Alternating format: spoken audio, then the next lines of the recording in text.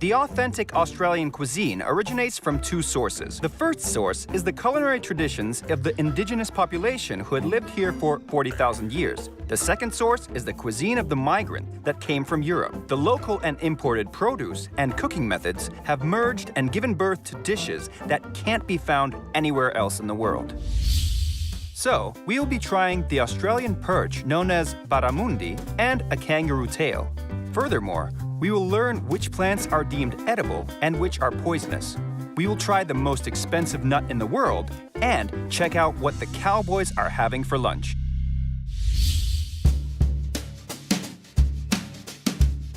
If you ask an Australian what the main ingredient of Australian cuisine is, they'd most likely answer kangaroo on the land and barramundi in the sea. Barramundi is also referred to as an Australian perch. It is believed that the first meal the Aboriginals shared with the Europeans was this delicious fish which they used to catch in woven traps. Today, the simplest way to find the fish you want is to go to the biggest market of the Southern Hemisphere, which is the Sydney Fish Market. Founded in 1945 and located virtually in the city center, the market rapidly turned into a mecca for seafood lovers. There are 2.5 million visitors a year. I was allowed to go into the auction house where there are no countertops. The fish are lying around in large quantities. You can wander around and choose the ones you like. Here it is, the barramundi, one of the culinary symbols of Australia. This fish behaves quite extraordinary. It lives in the river and goes to the ocean to spawn, while other fish do just the opposite. There are many recipes on how to cook this fish, including very old ones, because it was a favorite meal of the Aboriginals long before the arrival of the Europeans.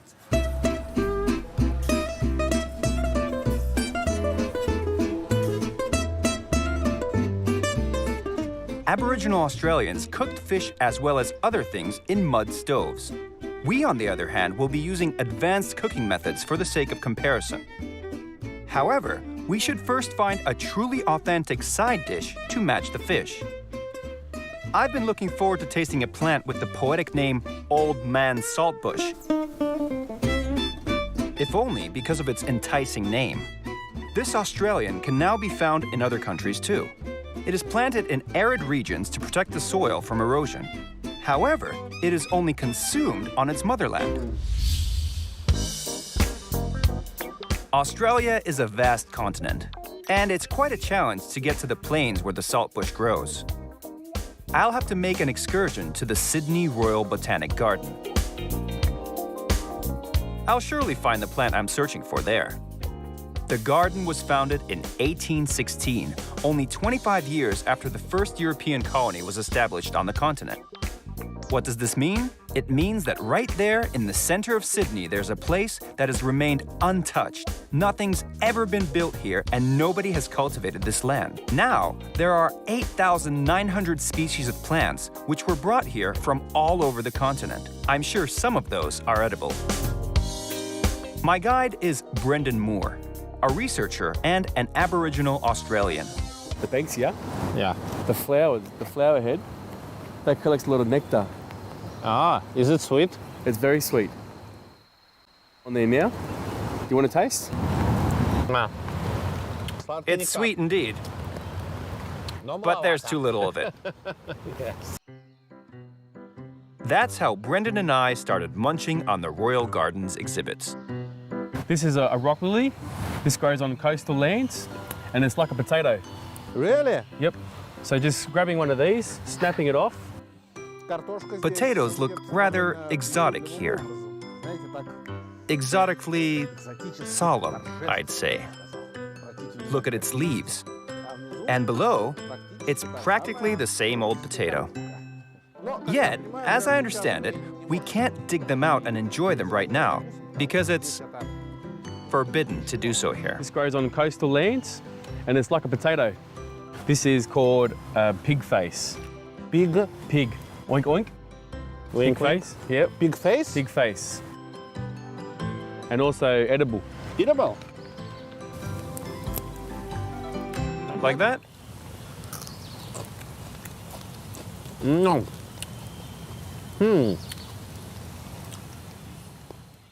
I think it's edible in a sense of not being poisonous, not in a sense that you can fill yourself up with it. I could have it in a salad. At least, I hope it's not too poisonous.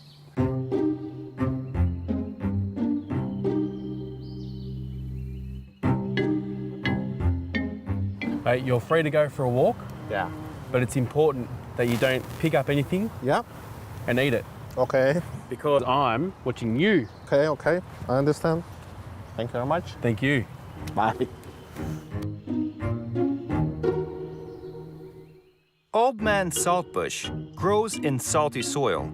That's why it's salty. The bush can grow as high as 3 meters and as wide as 5 meters. Thanks to all this information and signs, I quickly found it. It looks like we found what we were looking for. I'm watching you.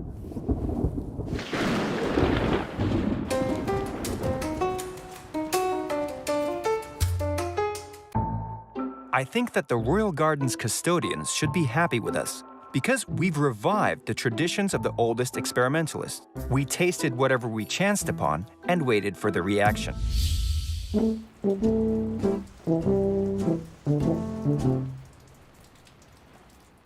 I took the bush and the fish to a cozy restaurant that had a view of Port Jackson Bay. This place has historical significance as it was founded by James Cook.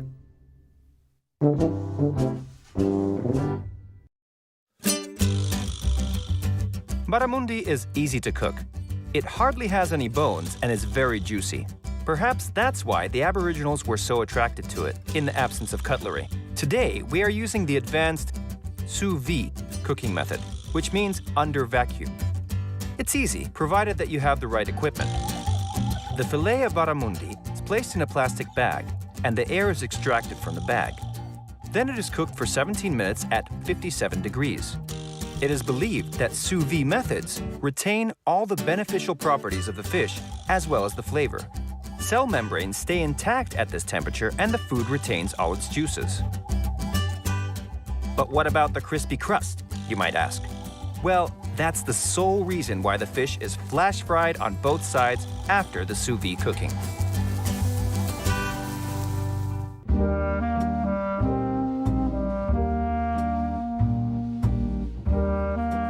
Of course, you'd love to see how the cook is going to deal with the Royal Botanic Gardens exhibit. It appeared to be quite simple. He dipped it in flour, mixed with soda water, then placed it straight into boiling oil. That's how civilization has assimilated the foods of the Aboriginals who didn't have any batter, let alone the vacuum sealer.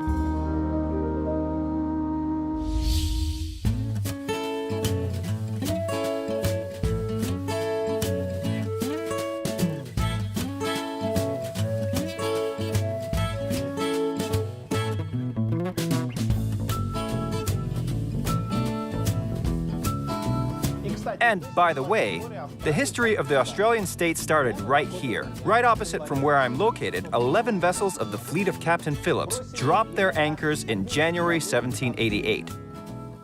Why? The reason is somewhat of a culinary nature. They ran out of water. The only source of sweet water in the area was to be found here. That is why Captain Phillips went ashore and raised his flag, and it all began. Let's try the result of this, the Australian cuisine.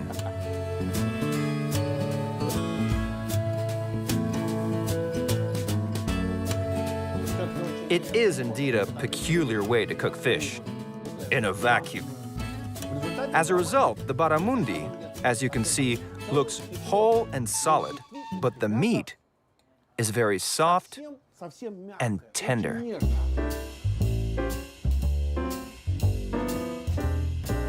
However, as I've noticed by now, Australians adore their meat fried with a crust.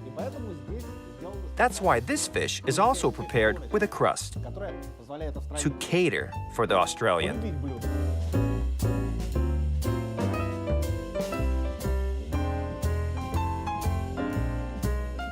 Barramundi. The word reflects the history of the continent, which was harnessed by harsh people under harsh conditions.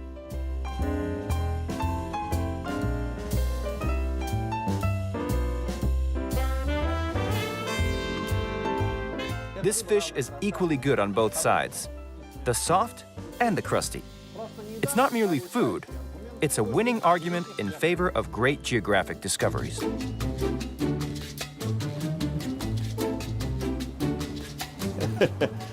Old Man Saltbush. To be honest, the name is more suitable for the stories of a seasoned trapper than for a menu. My son, the horse is dropped dead 300 miles away from Alice Springs. Jack and I ended up munching the old man's saltbush. Poor Jack, he didn't even have mayonnaise. You know, it feels like I'm chewing on some meadow grass. Interestingly, it's a wild plant. Sheep eat it. It must have occurred to someone to go and have a look at what they were grazing on out there. Should I try it too?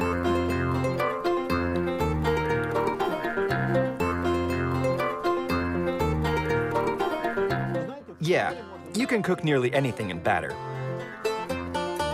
And if you have mayonnaise and garlic, it'll make a great snack.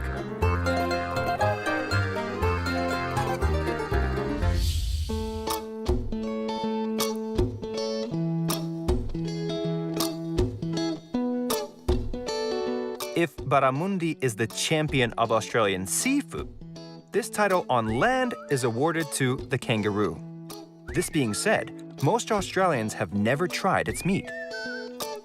Those animals are too nice to eat, is the public opinion. But the Aboriginal Australians rate kangaroo meat highly. That's why I decided to pay them a visit.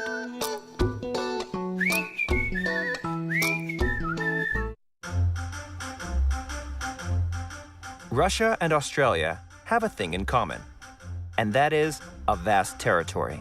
This is the only state in the world occupying the entire continent.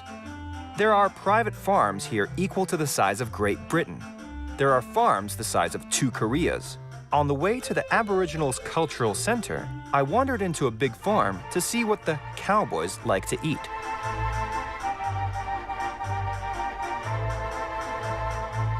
Australia is a highly developed country that is very comfortable to live in. However, if your farm is the size of Thailand and your sheep graze on the grass somewhere in the middle of it, it's quite challenging to get to a restaurant. That is why the simple food of the continent's pioneers is still popular with the cowboys.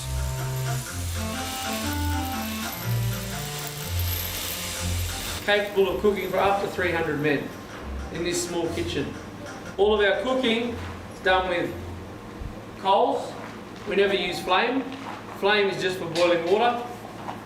We're cooking things like this. So the most important thing about food preparation when you're about to eat food, clean hands. Wash your hands like this. Hygiene. Yeah. You understand? Ah, okay. I will try. Okay? A little bit more, harder. Ah, harder. Cool? Perfect. Yes. What we've made today is a bush bread called damper. Very, very simple. 2 kilos of self-raising flour, 2 litres of water, 2 pinches of salt. And that's it. Has to be simple because you can't carry around a lot of ingredients with you. Now, this one here has been cooking for about 2 hours now. 2 hours of cooking time. It's a slow cook with red hot coals on the bottom. Take this special damper stick. Give it a gentle whack. Peel it off from the sides. Quickly wash my hands.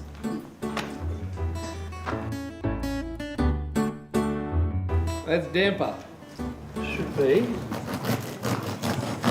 Damper, the staple diet of an Australian stockman. Damper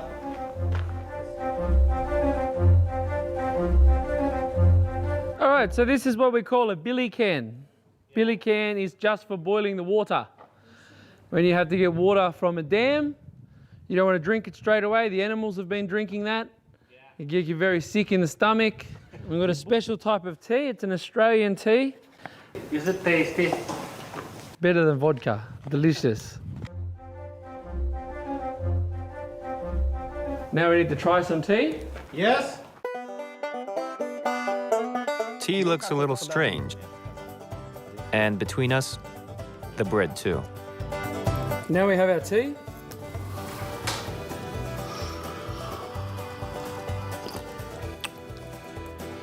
It tastes like gnat's piss. Okay.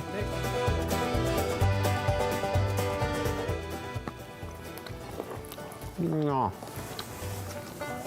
As for me, not so tasty, you know? The thing about damper, wide, 150. kilometers wide. If you go and walk or work for 10 kilometers and come back, it'll be much better. Okay. Maybe 2 kilometers is enough? No. 10? 10 kilometers. Okay. 10. See you later. Bye-bye.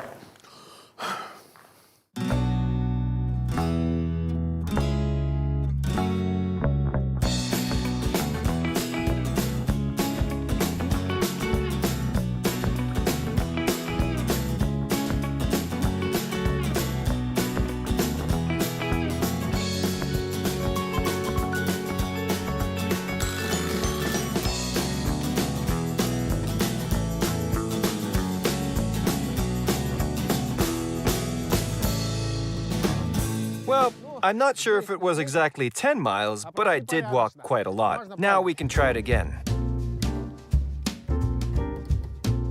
You know what? The cowboy was right.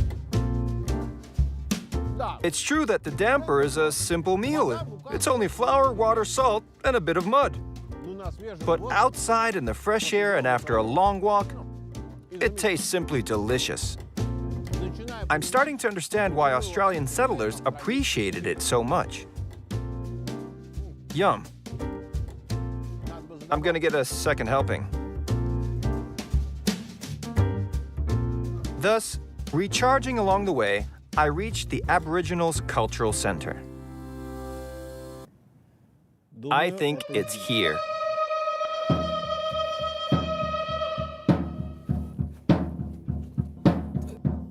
Good day. Hi, Tony. Why don't you... I'd like to have something to eat. Please join us Oh, thank you. for some lunch. I've got a boomerang. Tell me, what soup is this? What we're eating here, this is pumpkin and macadamia nut soup. It's a creamy soup. Macadamia is the main Australian nut and the most expensive in the world. Once Europeans discovered how delicious it was, the Aboriginals started using it as their local currency, exchanging macadamia nuts for various things with the newcomers. Macadamia nuts are a treasure trove of vitamins and minerals. You can add it to a variety of dishes, from soups to chocolate. They're also used in skincare products. We mix the cooked pumpkin and cream and potato back in together, which comes out with this beautiful creamy. It seems that the local pumpkins are slightly different from those which grow in Europe. Is that so? Because I'm very familiar with the way pumpkin taste. Pumpkins grown in Australia are so varied and different. Tell me, where do you get those wonderful nuts? They're small, almost very similar to, say, a hazelnut, but a little bit smaller. The shell on the outside is extremely hard. It's almost like a rock. To me, macadamia nuts are somewhat similar to trifles from a culinary point of view. It makes any dish taste special. In the Aboriginal culture, so you have a lot of the things you have to be careful what you eat because it can be your totem. Like Daryl can't eat duck because his totem is the black duck. My name is Anton Zaitsev. Zaitsev, it means bunny. Oh, does it? Yes. Okay. You like bunny? I don't know. I cannot eat it.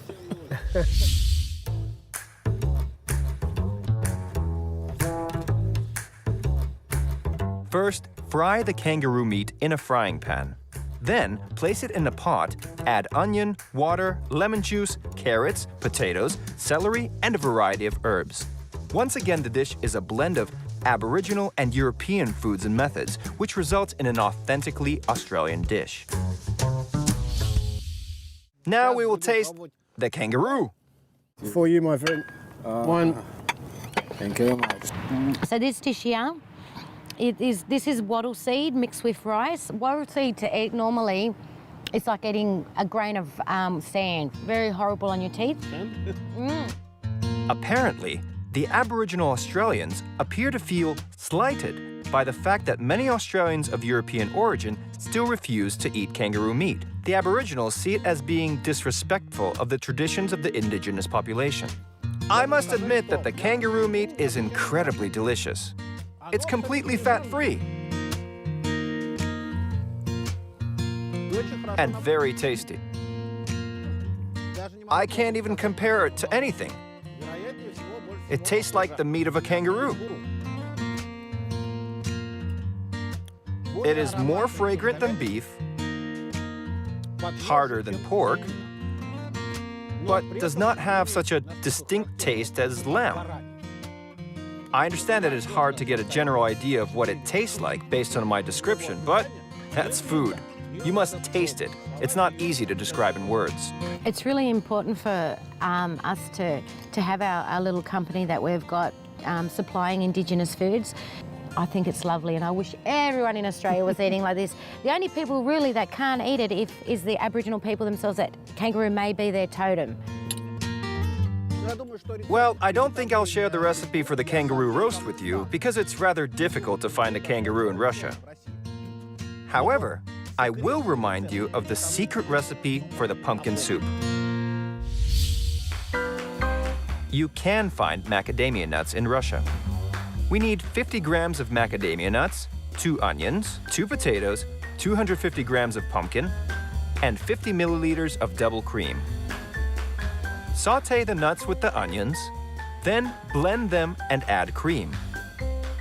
When the vegetables are ready, blend all the ingredients together. That's it. Pumpkin soup is a popular dish. You will enjoy the peculiar taste that macadamia nuts give it.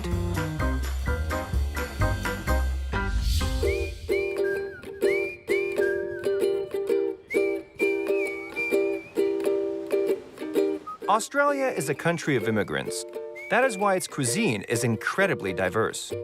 People from various continents brought their recipes, foods, traditions here.